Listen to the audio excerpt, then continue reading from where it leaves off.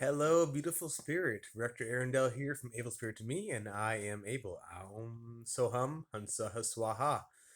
Welcome back to the channel. It has been quite a while since I've done anything of real importance, and luckily, that time has come. So, full disclosure, a lot of really big, important personal issues have come up with my family, my close family, not my wife and children, but my immediate family as far as siblings and parents. And if you guys are interested in what it is, I will tell you everything. But basically, someone that I held in very high esteem, they got in trouble with the law. They got someone else who I'm very close to in trouble with the law as well. It became very stressful. Um, not knowing what was going to happen. This all started several months ago. And due to the the justice system, it's just now slowly getting to resolution. Hopefully, it'll all be resolved by September 15th, which is about 3 weeks away. So when that happens, it's going to be even better. But I also realized that this stress just took some time to cope with, took some time to resolve mentally, physically, emotionally, and spiritually. Um, I'm just gonna throw it out there. My book, the main premise of the book, saving your energy in all these various ways and concentrating on certain energy centers in your body to create a energy buildup and a kundalini awakening. Those ideas were all, I don't want to say discovered. Maybe it is discovered. They were brought forward to me by this individual who is now in trouble with the law for doing something that is totally stupid. So, as you can imagine, I've had a lot of doubt on everything. Was my book ridiculous? Was it completely wrong? And it took a long time to not think about it. Just put it in the back of my mind and live life, live life. But what happened was life became less fun and more miserable because I stopped doing all the practices that I have found personally to be extremely helpful and effective in every single way. So this is ironic. You guys might not like this, so please comment because comments are great. They create a nice dialogue and we can talk about it. So I recently got the second dose of something, right? And for the record, my only side effect was a very sore arm. Now, that being said, uh, this is a spiritual channel. It's a channel for me to document my progress and changes over time, and that includes the current situation politically in America, as well as scientifically speaking. So the current political climate is very hostile against non those of us who choose not to take these certain preventative measures. And I already talked about that in a previous video. I don't have to repeat myself. So I took the second one. No side effects, just soreness. I'm fine. Now, surprisingly, they always say that what it's going to do is disconnect you from your highest self. It's going to make you unable to connect with your higher intuition, the super consciousness, blah, blah, blah, blah, blah. It's going to change your DNA negatively, etc. What did it do in reality? It took away stress. It took away anxiety. Not because I was worried. I was never worried about getting sick. Never, never, never. I'm never worried about dying because that's not a fear of mine. I have complete faith in what's going to happen to me after this body dies. So, whatever. What I mean is, if someone now asks me, hey, are you blah, blah, blah, I can say, yeah, whatever. No problem.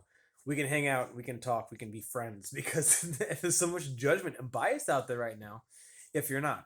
So I am now officially up to standards according to the the major majority out there, the current majority anyway. So what has it done? It allowed me to actually reconnect to my previous teachings because I stopped being worried about that certain aspect of my life and I could focus on things that mattered more.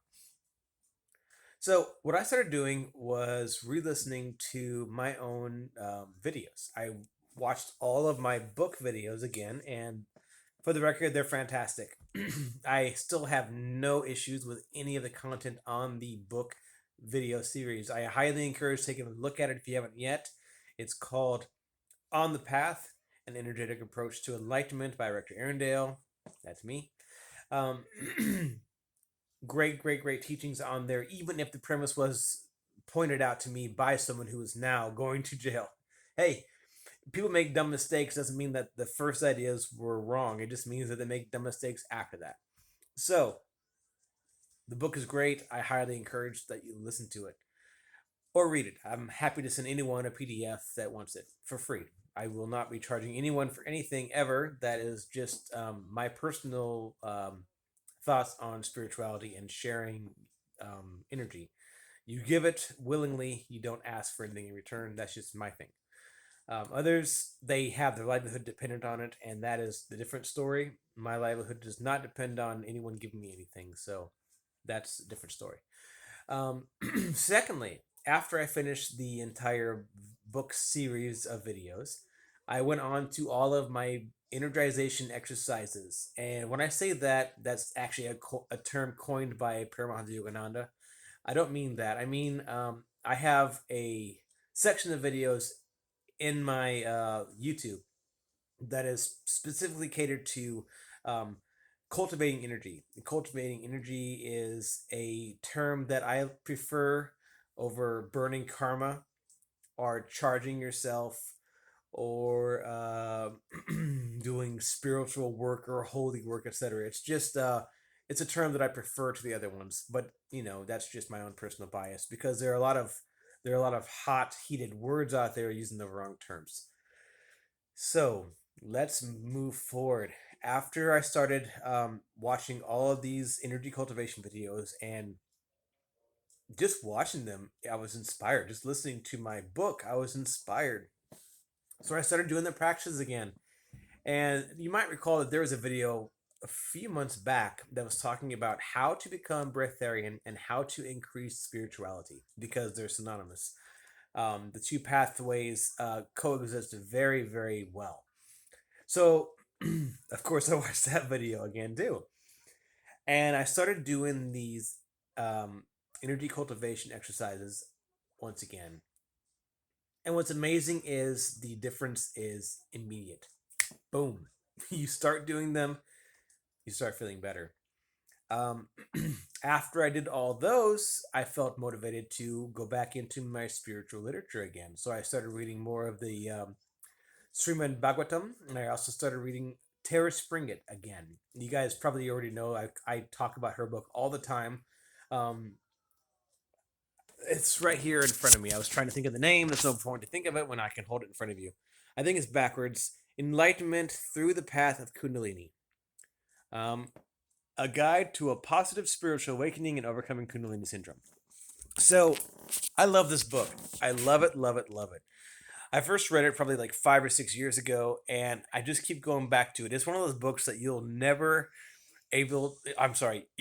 forget how profound the teachings are, and you'll keep referencing it. It's one of those books that was written by someone who was in the moment, in the now, in the how do I put it?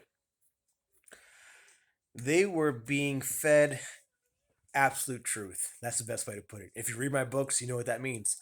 And when you're spreading absolute truth, the depth increases every time that you read it. So you'll never be tired of reading it. Even though you think you know everything in there, you go back and go, oh, wow, okay, I found another little nugget. It's like the Bible. I don't have to like the Bible to agree that every time you read it, you'll find new nuances in the same scriptures that you have memorized. It's one of those very strange truths about absolute truth. And anyone who channels or brings the absolute truth down from the superconsciousness and puts it into scripts for us to understand on our own timeline.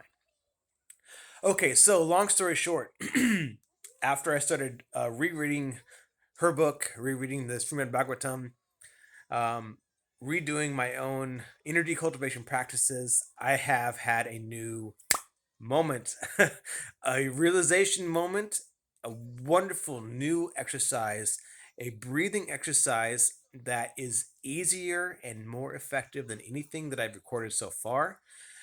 Um, I wanted to record this video to tell you guys it's coming and that it's going to be a really great, easy thing for you to do. I would call it the best, but best is kind of, people will say, yeah, it's not the best for this and this and this. If it's easy and effective, so easy that you're willing to do it every day, and so effective that you don't have to find anything better, it's the best. So that's why I say it's the best. It combines a lot of different principles from a lot of different backgrounds. It's kind of the microcosmic orbit, but we're talking about a very important principle of using the correct feeling to bring your chakras into alignment and full vivification. Um, I don't want to give away too much because the other video is going to make it a lot more obvious. There's also another principle that I brought into place, which is the idea that the body of the Buddha is attained by meditating on it. Now, that's an old proverb in Buddhism, but it's also very common in Hinduism that you meditate on the body of God, Krishna, Shiva, whatever you believe in. Now, you can extrapolate that into saying that you meditate on the body of Jesus or the body of whatever you believe in, Mother Earth. So, we're going to talk about it more in the next video, the actual video of how to do this practice. So easy, so fast, so effective. You're going to be balancing your upper chakras and your lower chakras equally. You're going to be clearing karma, you're going to be clearing energy blockages, and you're going to be charging your energy body to attain this light body and this higher consciousness. And when you do this, you attain no mind automatically and you have realizations, which is exactly what happened. So I'm very, very excited about it. So excited that it's late. I just got off work and I feel wonderful, and I haven't felt wonderful in quite a long time. Um, Everything's coming back. Thank God. And if you don't believe in God, it's just a phrase, but I do, and I'm so grateful. And that's another thing I haven't been in a long time is grateful. The attitude of gratitude. If you want to manifest better things in your life, you have to start appreciating them first. So it all comes down to balancing your chakras and getting rid of your negative vibrations.